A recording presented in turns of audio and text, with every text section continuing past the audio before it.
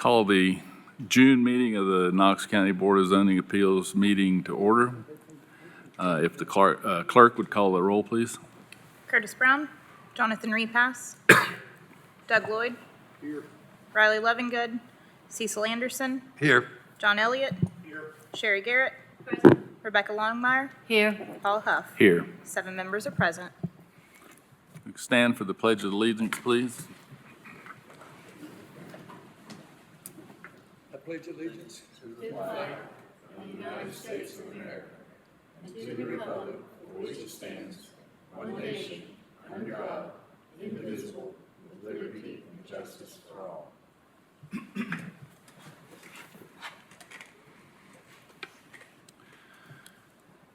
Members of the Board of Zoning Appeals are volunteers from each commission district who do not receive compensation for their work on the board or the training they attend.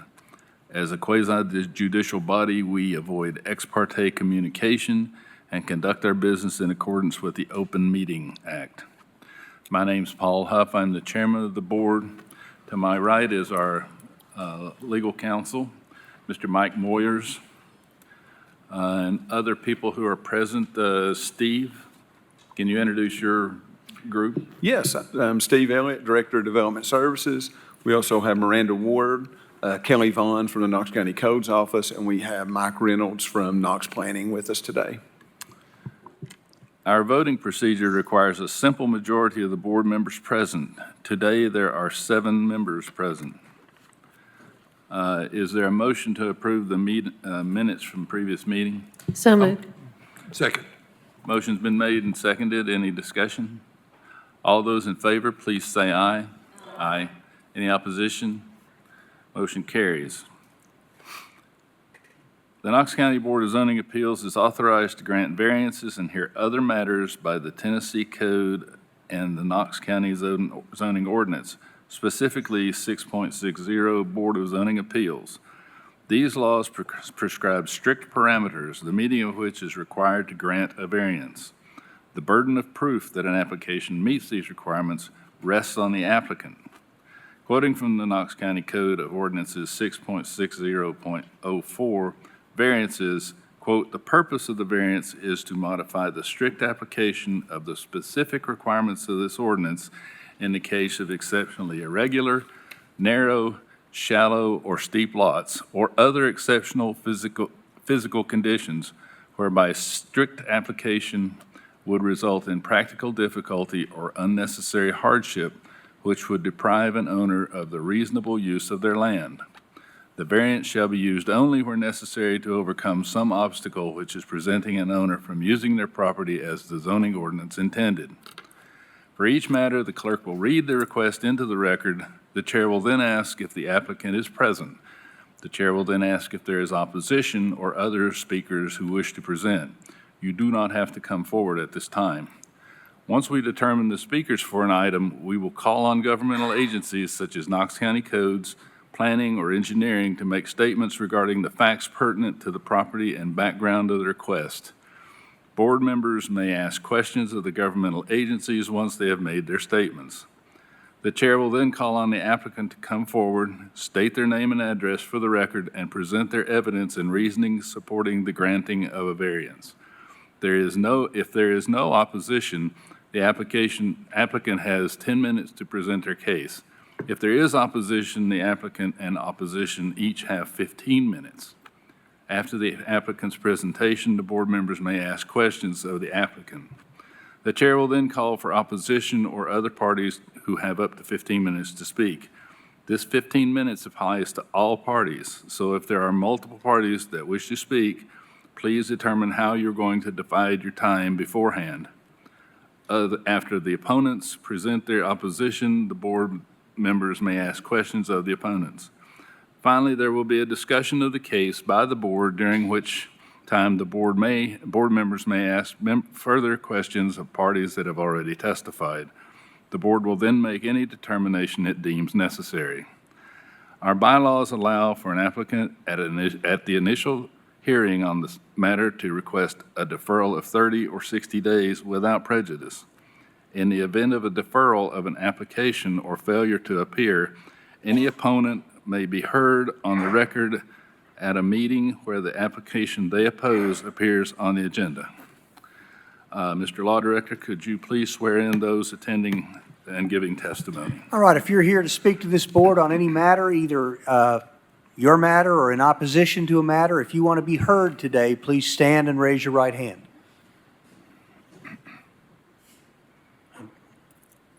Do you solemnly swear or affirm testimony you're going to give today will be the truth, the whole truth, and nothing but the truth, so help you God? Be seated, please. Okay, for the first item on the agenda, if you would please read the item. 4A is a request of Hallman Developers for waiver to extend the CA zoning line 100 feet north of the currently zoned CA zoning line that exists on the parcel. The property is located at 10322 Alex Bales Road, CLT map 087, parcel 01001. Property is zoned CA and AG, and this is in the 8th Commission District. Is the applicant present? Is there any opposition? Any statements from codes or engineering? None at this time. If the applicant would come forward, please, and state your name and address for the record.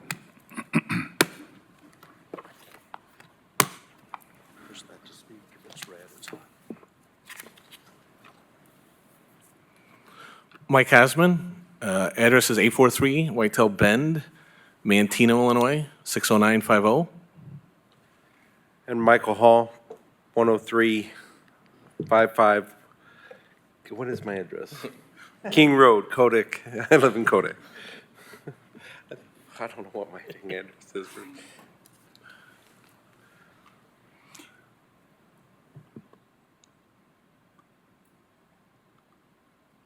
Can you give us your reasoning and need for a variance, please? Oh, sure, sorry. Yeah, so in this case, this property, half of it's zoned commercial, or a portion of it is zoned commercial, as you can, and the other portion is agricultural.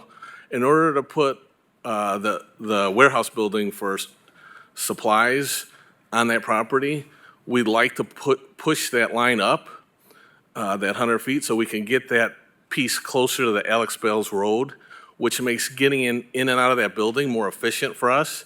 And from a topography standpoint, just from a cost to put that building, that land right there that we would be able to put it in if that line was extended is much easier, much flatter to use and to build this metal building.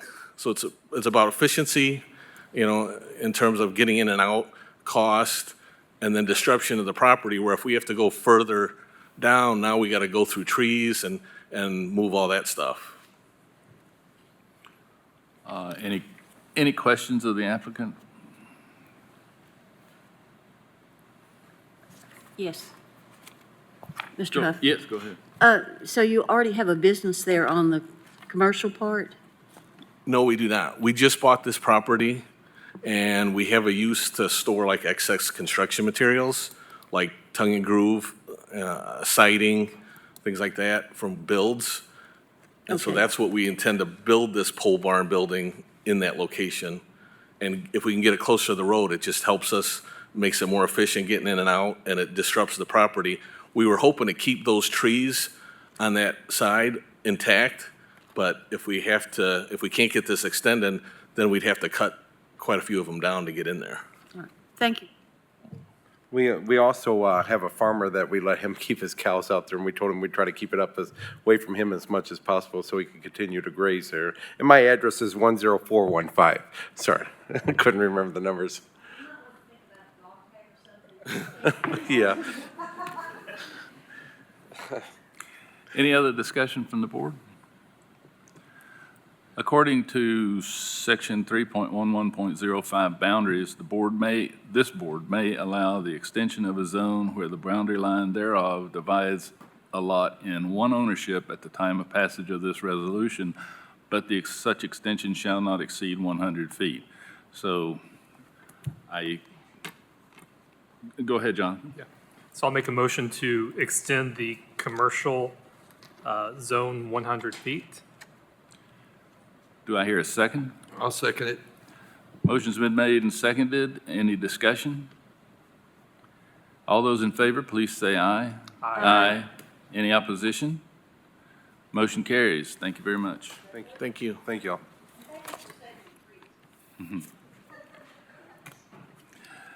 Next item, 4B. 4B is a request of Rebecca Chait to appeal Knox County engineering decision of sidewalk requirement. The property is located at 3720 Neal Drive, CLT map 038, Group NB, parcel 008. Property is zoned PC in the 7th Commission District. Is the applicant present? Oh, very well. Is there any opposition to this? Okay. Any statements from codes? Yes, just a brief history here. Knox County Commission passed an ordinance in 2020 of when engineering should require sidewalks along the frontages of commercial developments and subdivisions of 5 lots or greater. We provided you guys with a copy of that ordinance. This parcel that is in question trips 3 of the 4 warrants that were in that ordinance for when we should require sidewalks. And the ordinance really doesn't give us a good way to waive this requirement. So I think today the applicant is asking you guys if we're enforcing this ordinance correctly, and if I guess if we're not, that you guys would say that we're not, and that there would be no public good by installing these sidewalks.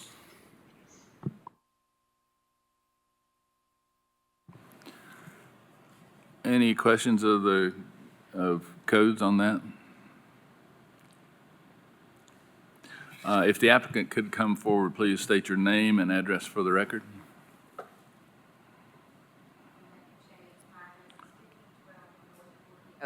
Sorry. Rebecca Chait, my address is 1512 North Courtney Oak Lane, Knoxville 37938. And can you give us the rationale for your request? Yes.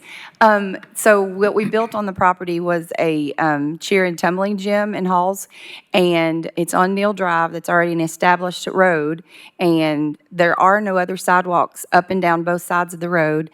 We did obviously have to put a pond in. The kids that come to the gym are aged 2 to 18, and I feel like a sidewalk to nowhere would only be inviting for them to get down there and get close to the road and also close to the pond. I mean, I see why the ordinance is in place, but I feel like sometimes there's, reasons not to have it, but that's why.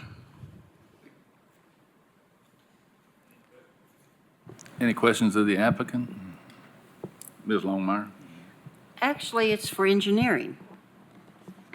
So, is that, Steve? All right. The road obviously has no sidewalks, and we're talking about a road that has fast food, has an ex-movie theater, it has a restaurant, and then further back, a lot of other businesses. That one little piece of sidewalk, and it's on 2, I understand it's on 2 lots. Is there a plan to have other sidewalk join onto it? Currently, we don't have any plans to build sidewalks along Neal. I think the intent of the ordinance is that as parcels develop, developers would add the sidewalk in. As some of these older businesses, the movie theater's out of business and is potentially going to be redeveloped, they would have to put in sidewalks, and Knox County taxpayers would come in and fill in those gaps. Obviously, the ordinance says when you're within a quarter of a mile of existing sidewalks, you have to put them in along your frontage. So if this development were to put them in, that would further extend that quarter of a mile down Neal Road. And the idea is that someday we would have pedestrian facilities along all roads in these commercial corridors.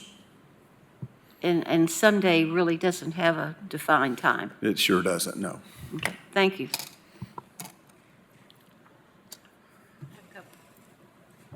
Go ahead, Ms. Garrett.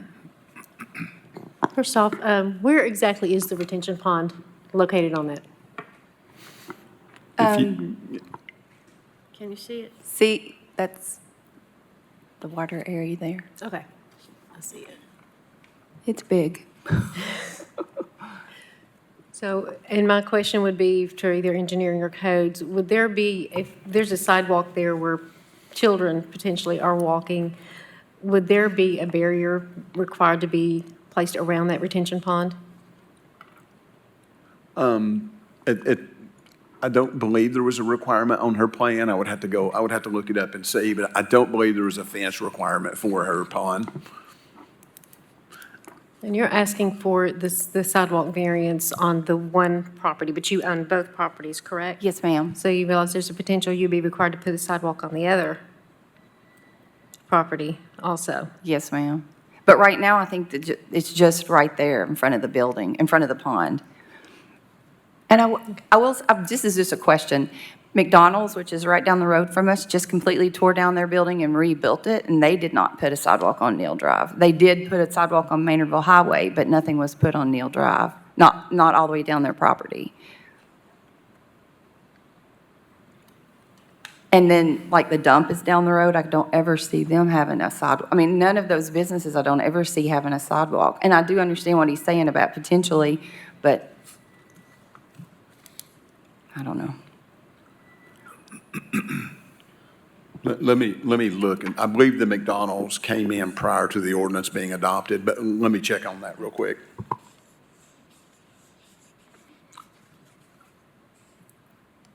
Well, that's a question I have. If something is already there and they remodel or totally change their building, would they then be required to have a sidewalk? Yes. So when McDonald's last year totally redid their building, I mean, it was closed and they totally rebuilt it. They were not asked to have a sidewalk on Neal Drive, which is one of their entrances? And the next question would be the movie theater that is obviously up for sale. So if they redevelop that, there would be sidewalk required to be placed there, correct? That is correct. So, can I ask a question? So there are several other businesses that have turned hands or sold and like a vet down the road. Did they have to completely they remodeled their building, they didn't put a sidewalk in, so. I believe it's when, it wouldn't be a commercial interior if someone comes in and just does minor remodeling work, we wouldn't require them. It's when they totally redevelop. When the McDonald's was torn down, I'm trying to find the permit to see if it was after the ordinance. So the U-Haul that completely did it, they don't fall under that either, right? The Kmart that became U-Haul?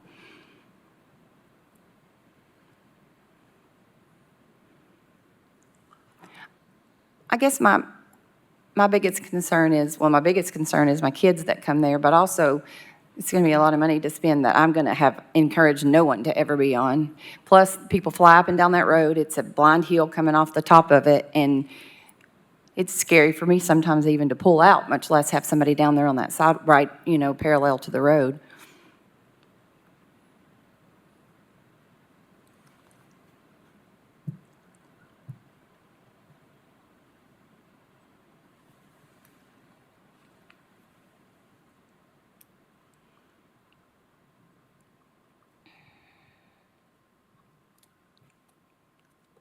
Kelly, perhaps you can answer this question while Steve's looking up the permit.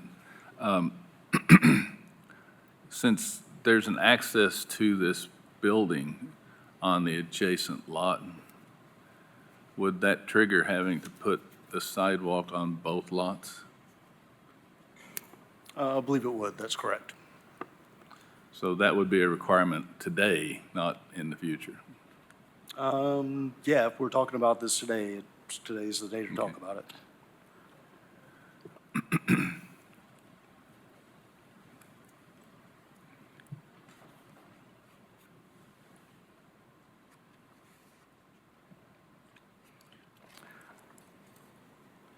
I would also say that if McDonald's did not install the sidewalk due to some error, I don't think that would exclude future projects from doing that. There might be some requirement where you could go back and require McDonald's to put it in, but I don't think making a mistake on McDonald's would give future projects a free pass. If the movie theater stays a movie theater, they wouldn't have to, not, if they don't change anything, just become another movie theater. Correct. They wouldn't Yeah. have to put a sidewalk.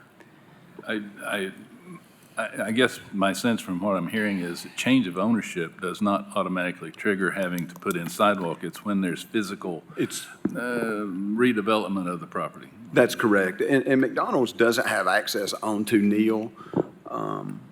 It does pedestrian. It's, the permit was pulled in '21, in the very early days of this ordinance, so I don't know if my staff made a mistake or if they just didn't require them because there was not access on the Neal. I'd have to go back and dig in to find out. That's two questions I have. If it's pedestrian access, which it would be from McDonald's, and also the road itself, is it amenable to having sidewalks on all properties? Having driven by there, it doesn't look very amenable. I have pictures. Are you, I'm not talking about her property, I'm talking about Neil. are you asking if Neal Drive should have sidewalks on it? Or would be able to easily have sidewalks put on. Yes, I would think any street could have sidewalks on them. I mean, we would ask for a separation, of, 4 or 5 feet. I'm not sure what staff asked for, but there would be a separation there, so that they wouldn't be right on the edge of pavement. Okay, thank you. I do have pictures of every business down Neil Drive, but I don't know if that would matter. It does look like McDonald's put in sidewalks down along their frontage on Maynardville Highway and put in a ramp, and they did provide some sidewalk down to there, but I think if I were reviewing that, I would have argued they needed to do them all along Neal as well.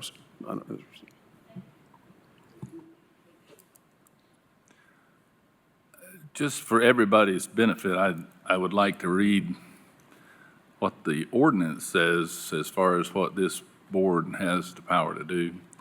6.60.03, powers the Board of Zoning Appeals.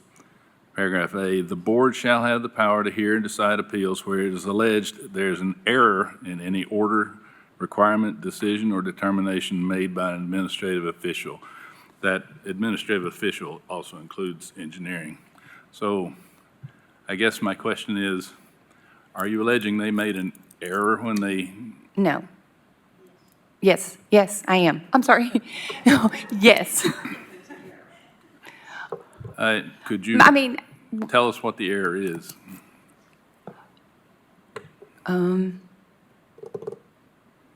repeat that again. What are you asking me if I think they made an error? I understand why their ordinance is in place, and I just think every situation is different. And in this case, there is nothing up and down the road. I've got kids that will be going down there. I mean, I don't know that they made an error, but I think they made an error at McDonald's. And that is, Nothing to do with me. right. Yeah. The question is, did they make an error interpreting the ordinance as it applies to your property? I don't think so. I mean, I don't know. I don't know. I just know that I don't need a sidewalk there because my kids will be down there playing in the road and in the pond. And it's a sidewalk to nowhere. The only people that will benefit will be us, and we're not going to go down there. I don't know what you're asking me. I think you answered it. I asked if you thought they made an error, and you said no. Mr. Huff, I think that's asking something from somebody who isn't really aware of all the things that are going on, because to me, I see an error in making the decision because of not taking into consideration the taxpayers of Knox County that might eventually have to foot the bill, and taking into account that joining the sidewalks could be some indeterminate time. The sidewalk will go nowhere except from end to end. It really won't serve a practical purpose, which was really what I thought that codes were trying to do, to put sidewalks where people can be connected, where they can connect from let's say the McDonald's on down to the whatever comes next. I don't see any connectivity here. So I think there was an error in the decision about asking for the sidewalk. Then I would respectfully submit that your issue is with who wrote the ordinance, not with who's interpreting the ordinance. If Knox County Commission decides to change the language so that connectivity is a requirement, then yes, you would have an issue. I understand what you're saying. So, If I could make a point to that. McDonald's is on the opposite side of the street. We're asking, what the code is asking them to put the sidewalk in front of their property. And if McDonald's had a sidewalk on their side, it's on the opposite side of the street, so that it would not be able to connect. Because you have McDonald's on one side, and you have Burger King on the other. no, we're on the other they're side. on We the used to opposite be. side. We moved across the street. Mm-hmm. Bel Air There's Grill. the Bel Air Grill, there's the Burger King, the movie theater, which what I understand is about to be a auto body shop, but So there would be no connectivity between a sidewalk that McDonald's would have had to put in and this one on. right.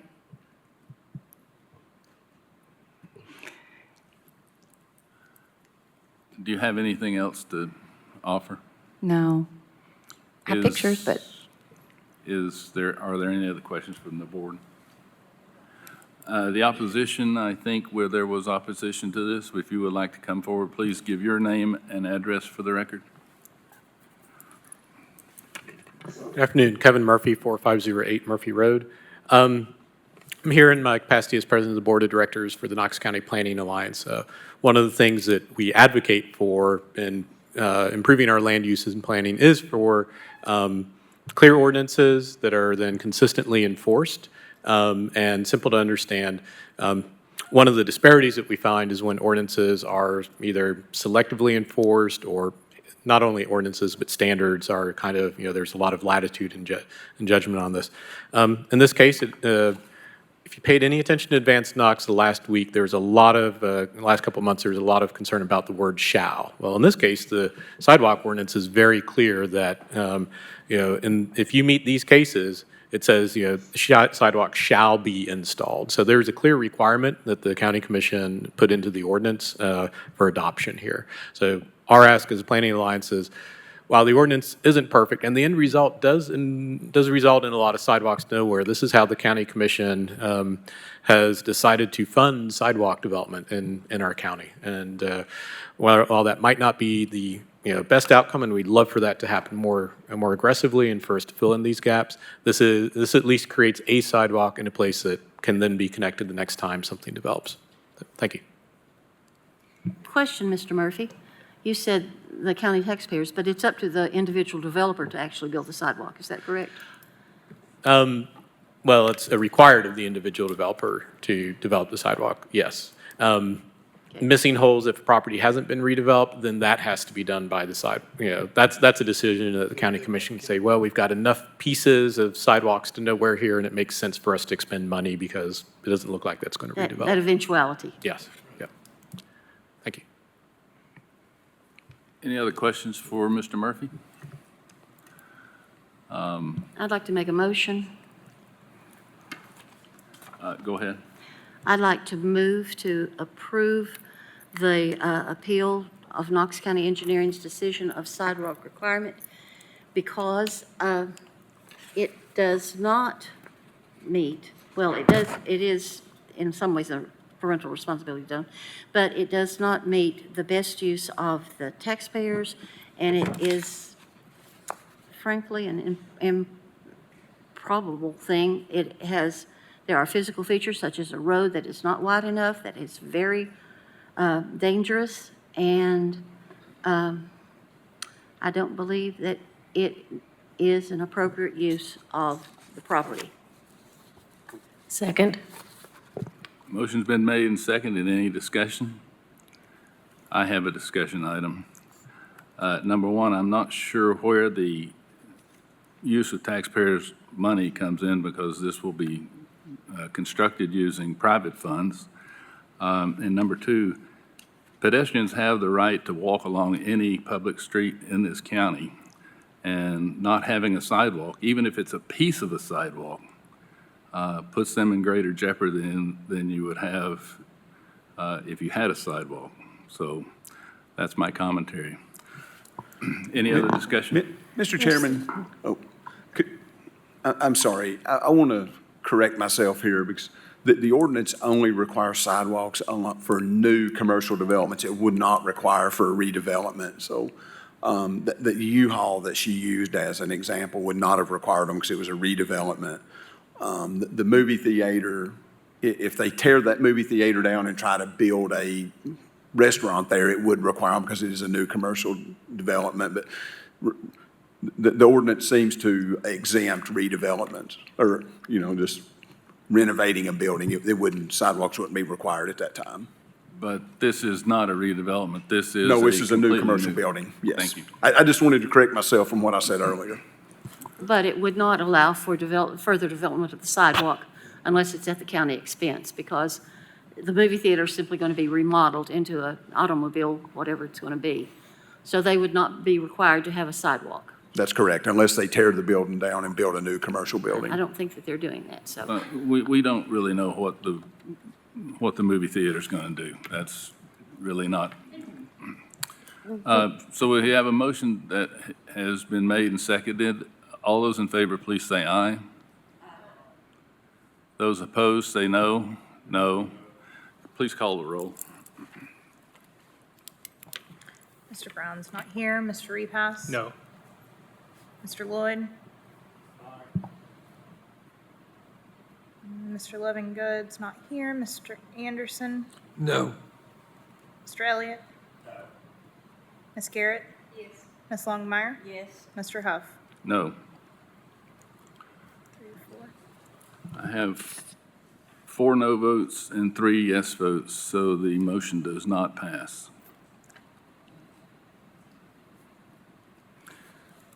I believe that means that the application's been denied. Very well. I think you have to follow whatever engineering has determined needs to be done there as far as a sidewalk is concerned. Can she take it to county? Can she appeal it to county commission? No. No. She can appeal it to court if she wishes, but She can not appeal county to court. commission. Thank you. You can Court. appeal to court within 2 weeks? No. No. You got, under our code, 30 days, under state law, 60 days. It's kind of a question, but. Can I say one more thing? Based on what he said, none of those businesses down that road will probably ever tear down and rebuild. And I know you said that we don't know what probably will happen, but is there a way that I could, I don't even know if this is possible, but can you get a bond that if anything on either side connects, then I could then I'll build a sidewalk? Or, I mean, is that possible? You might be able to convince the court to give you that leeway, but this board doesn't have that that we don't have that authority.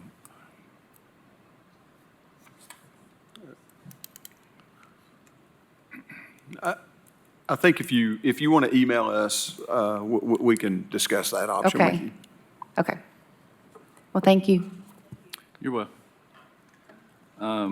4C, 4C is a request of George Kim for waiver to allow installation of EMC freestanding sign, waiver of 50 square foot in area to 83 square foot in area, and waiver of 8 feet in height to 10 feet in height. Property is located at 9123 South North Shore Drive, CLT map 155, parcel 00302. Property is zoned AG in the 4th Commission District. is the applicant present? Could you please come forward and state I'm sorry, is there any opposition? Any statement from codes? None at this time. Any questions for the codes at this time? If the applicant could please come forward and state your name and address for the record.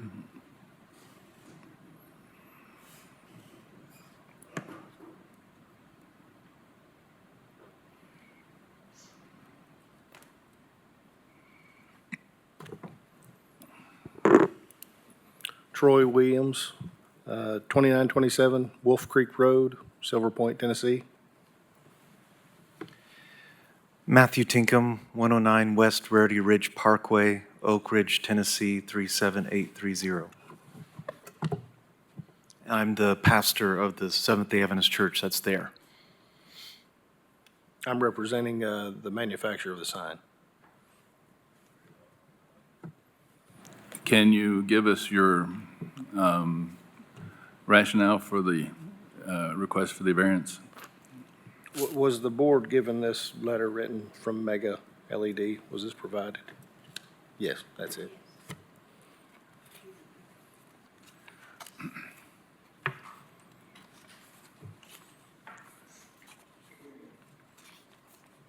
Is that going to be your total rationale? then? That's it. And I didn't know if you wanted us to read through that, or I didn't really want to summarize. I think this is very well written, explains what All right. we'd like to do. Do make an effort to speak into the mic. It's a little difficult to hear. Sorry about that. Do you want me to read through this, or the board just like to look it over? Speaking for myself, I think I understand everything you're telling me about the sign. Okay. What I don't understand is why, based on the ordinance, sign ordinance, you think this should be a variance. We were asked initially to take this before zoning, and I talked with a representative here at zoning, and they told me that they did not feel like they wanted to rezone the property in order just to allow for a sign, because they were afraid that later down the road, the property might change hands, and they didn't want it to become commercial just in order to get this sign put in. We still feel like the church ought to have the same opportunity as other churches in the neighborhood to have a sign. And the variance seemed like the best path to get to that. And of course, we're asking for your thoughts on it. Tell us what you think. We would like to have this sign put up. And we understand it's an ag zoning, but I don't think that that's accurate for what's been going on there for the past 100 years, so. So are you telling me that there are other churches in the ag zone in the area that have these kinds of signs? I do not know if they're in agricultural zoning, no, sir, I don't know that. I've not done any research into that. There is a pediatric office right across the road from the church that's zoned as commercial, and they have a sign. And it just seems a little bit, I guess our church is feeling a little bit of discriminatory action taking place here and not approving our requests previously to permit the sign and rezone. And so now we've had to come to the variance in this way.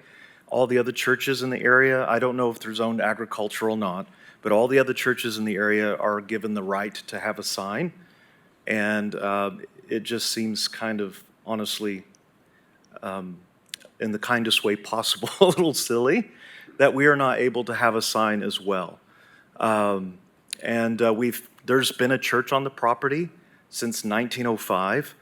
There's been church signs on that property all throughout those over a century of time. This church has no any plans of going anywhere. We are a strong church. We're doing well. And we've been growing over the last couple of years. So I don't see any change anywhere in the near future of this property. Could you repeat what you said about zoning, that you were encouraged not to change zoning? Yes. Yes, ma'am. They were concerned that if they changed the zoning to a zone that would allow this sign, it wouldn't, it would leave the property too open to some other type of development in the future. That was discouraged. So you made an application for rezoning and were denied, is that correct? They didn't even take the application, they just advised me not to, and to come this route.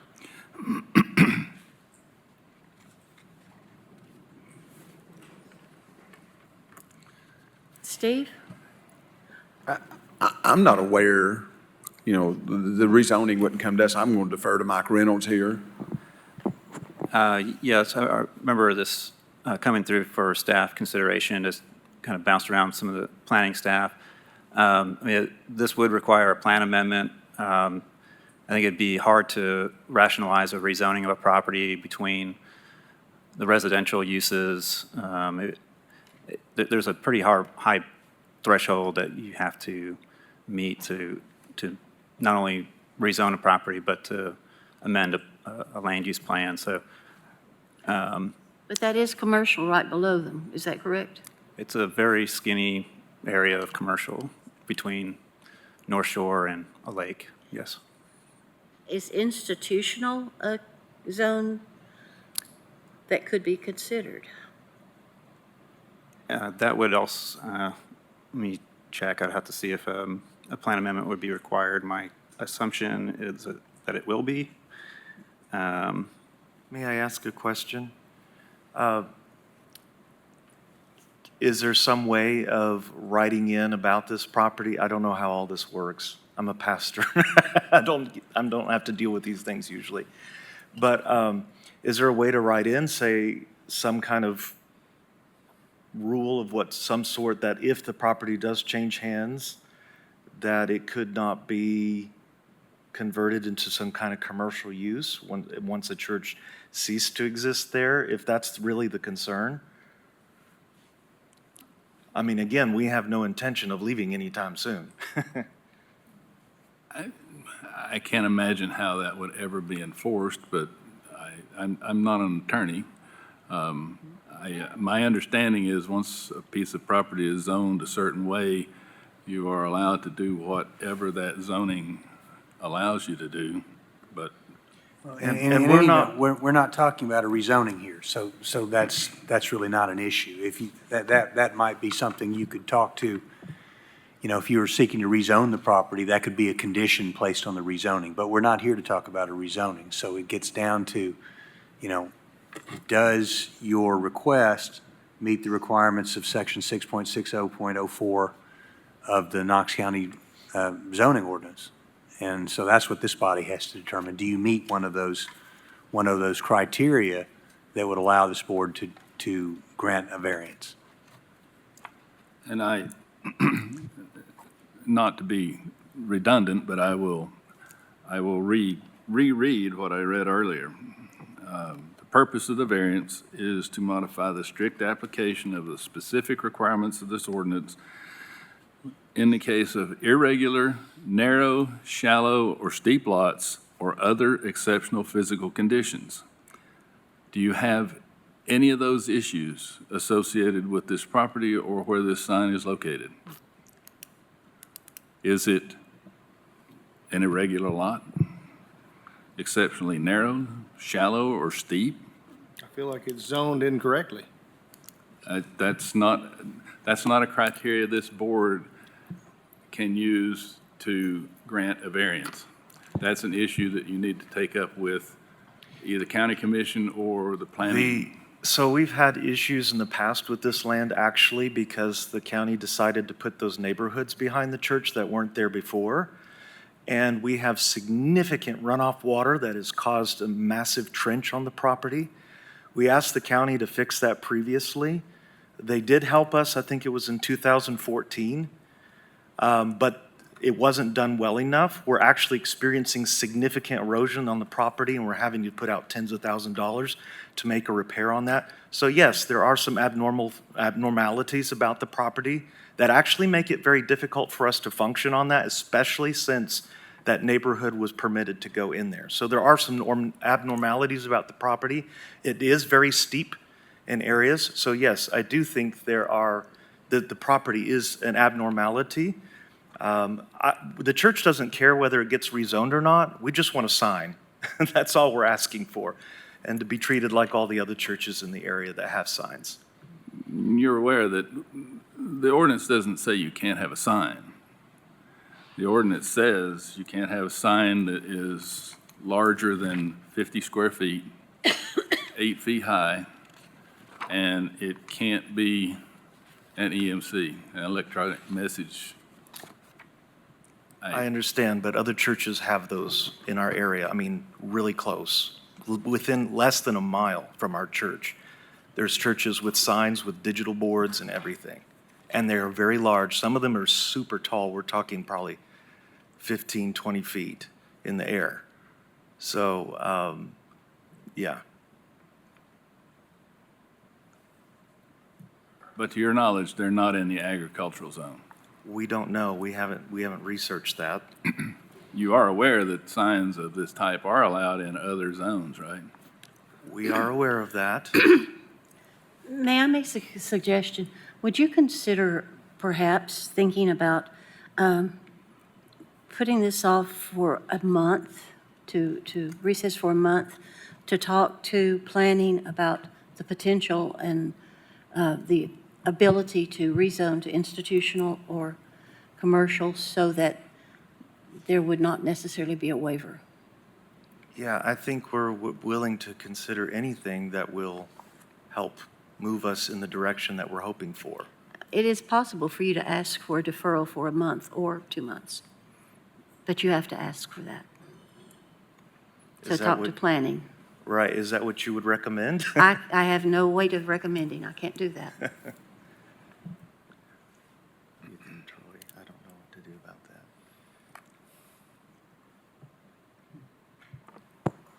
that. I would also point out that, like in the last case, even if a sign permit was issued in error for a church in an ag zone for a sign that didn't meet the ordinance, that again still would not mean that every situation where that came up in the future got that same free pass. That's the size of the sign. Right now, we're just talking about the potential of deferring this to perhaps change the zoning of that so there won't be future problems.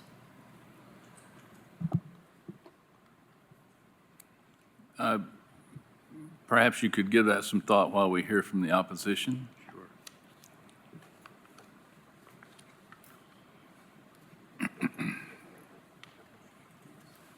Thank you.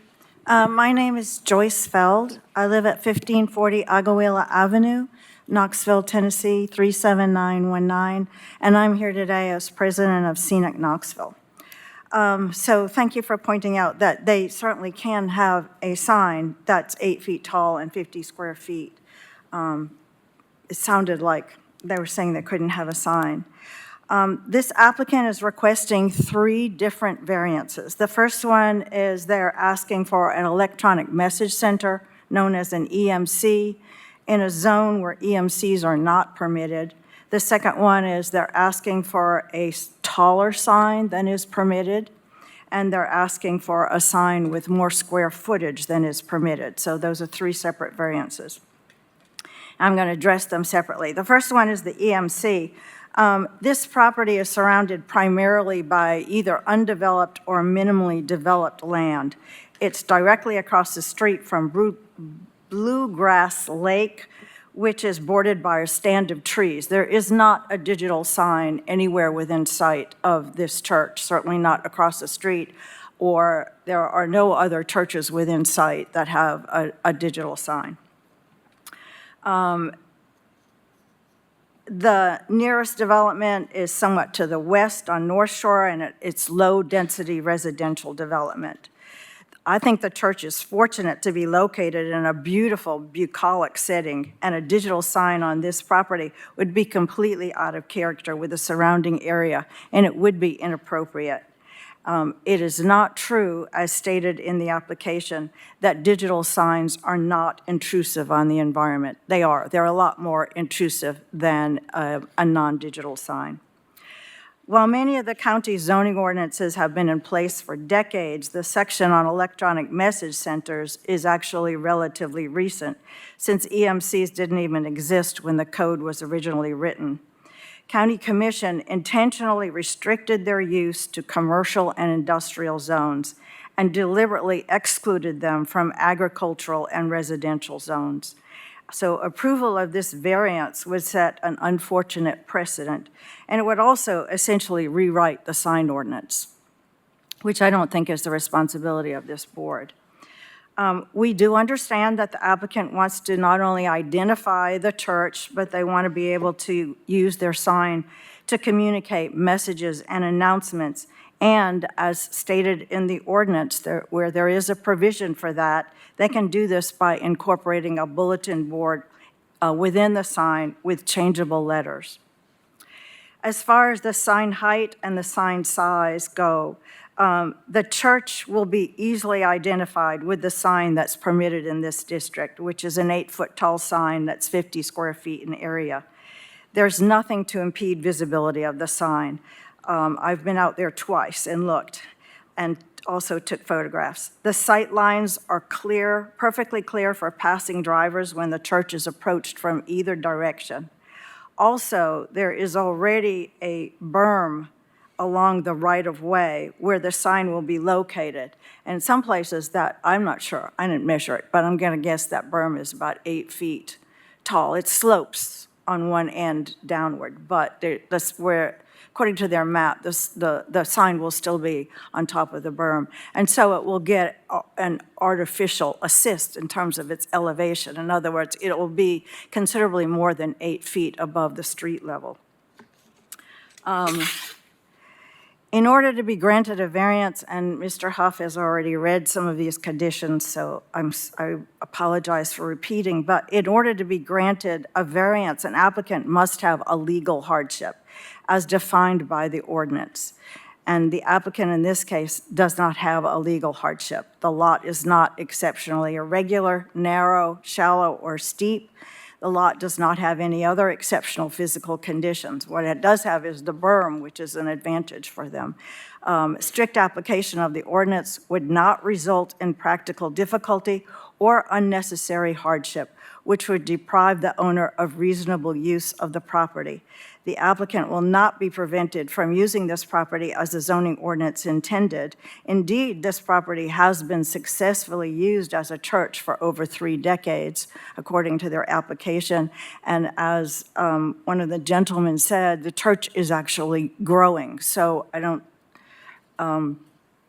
think not having a bigger, taller, brighter sign will be a hardship. So in conclusion, we're respectfully asking you to deny these 3 variance requests. If you do decide to grant one or more of these variances, we'd like to ask you to cite the hardship or the hardships that qualifies this property for a legal variance under the ordinance. Thank you very much. Thank you. Any questions for the opposition? I have a question for codes. Yes. If the church has been there since 1905, does that predate the agricultural zone? Mike or Kelly, I'm not sure how to answer that. Yes, that does predate the zoning ordinance, which I believe was adopted in 1985. And my second question is, if they were to rezone as institutional, would they still be held to the standard of no EMC and a 50-square-foot sign no more than 8 feet tall? So I think by institutional, you're talking about the OC zone, and EMCs are not allowed in that zone either. Thank you.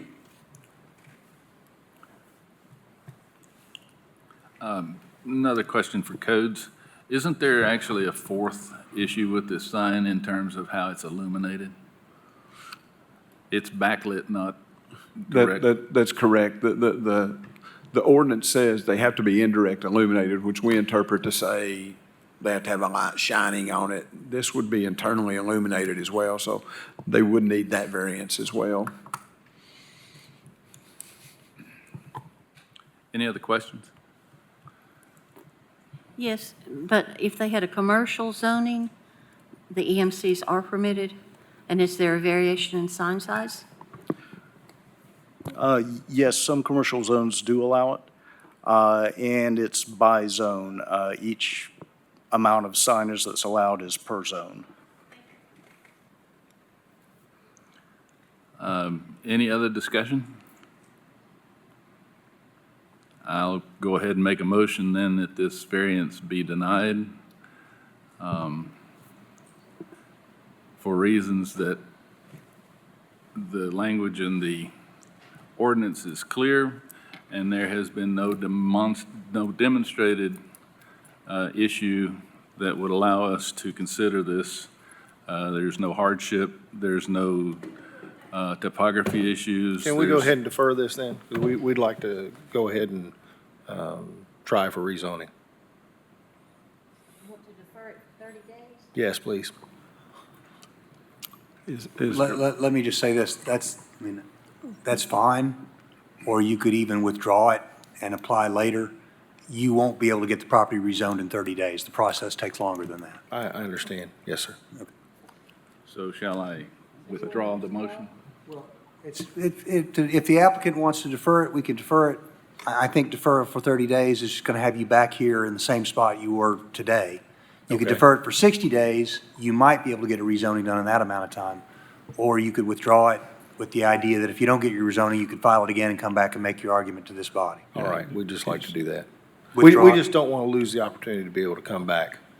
No, I mean, the only way that happens is if they vote you down. So if you withdraw it Yes. and yes, come sir. back another day, I don't see a problem with that. Again, we're not, we're not attorneys, and we don't understand how this all works. We just want to, we don't feel like this is an unreasonable request. We just want to go down the legal channels necessary to get it done.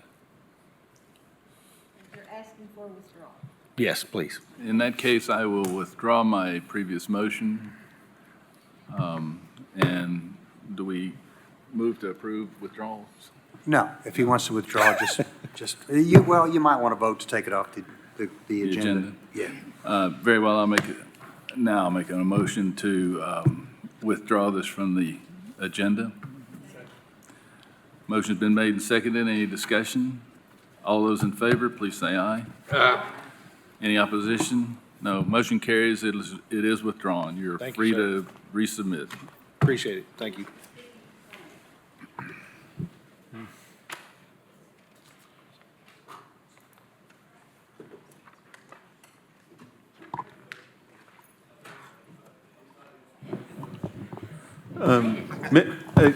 Mr. Huff?